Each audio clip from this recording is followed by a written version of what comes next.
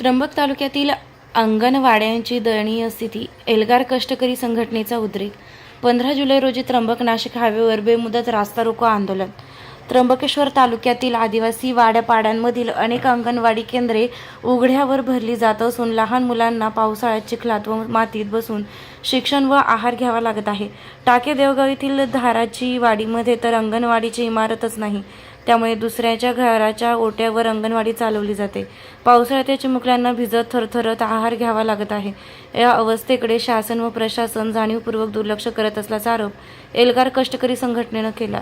संघटनेचे अध्यक्ष भगवान मधे यांनी सांगितले की एका आमदाराला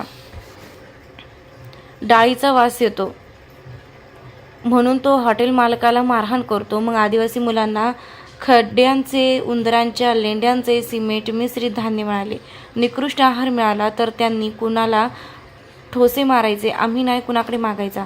ते पुढे म्हणाले की अनेक रस्त्यांची भूमिपूजने होऊन 8-8 महिने झालेत, पण काम सुरूच झालेलं नाही. अपूर्ण रस्त्यांमुळे अपघात होऊन मृत्यू होतात. शासनाकडे पैसे नसल्याचं कारण दिलं जातं. हे बोगस कारणे आम्ही आता मान्य करणार नाही.